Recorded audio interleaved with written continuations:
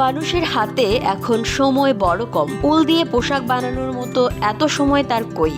বাড়িতে বোনা উলের পোশাক এখন তাই দেখা যায় খুবই কম। তবে বাজারে উলের পোশাকের কদর কিন্তু কমেনি, বরং সময়ের সঙ্গে সঙ্গে বেড়েছে।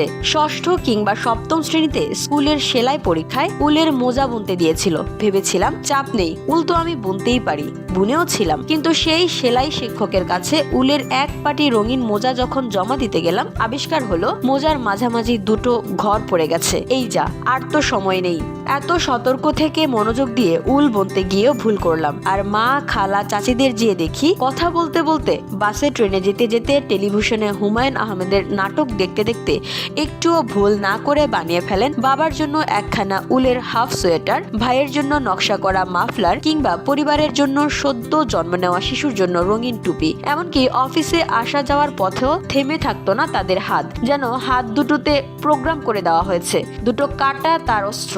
বাঁ হাত দিয়ে একটা কাঁটা ধরে ডান হাতের তর্জনী বরাবর আরেকটি কাঁটা দিয়ে উল ঘুরিয়ে ঘুরিয়ে ঠিক এগিয়ে যেতেন লক্ষ্যে। কি অনায়াস! পায়ের কাছে ঝুড়িতে রাখা উলের রঙিন গোলা ছোট হতে থাকতোই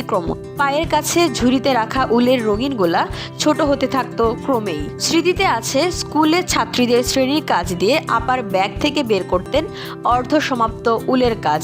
মেয়েরা যতক্ষণ লিখত বা অঙ্ক করত, খাতা জমা পড়ার পর বা খাতা জমার আগ পর্যন্ত ঠিক হাত দুটো চলতো রোবটের মতো। মায়েরা যারা স্কুল থেকে বাচ্চাদের নিয়ে আসতেন, গেটের বাইরে অভিভাবক ছাউনিতে পরস্পরের সঙ্গে গল্প করতে করতে বুনতেন উল।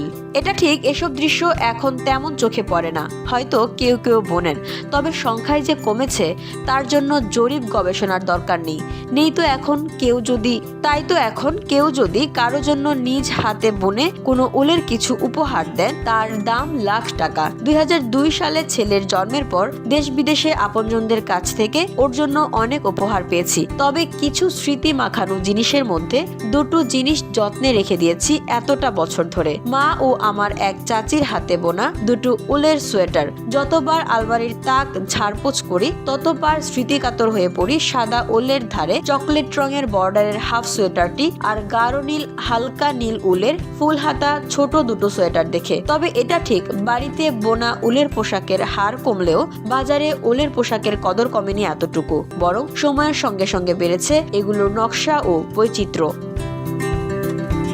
VOD Bangla news desk.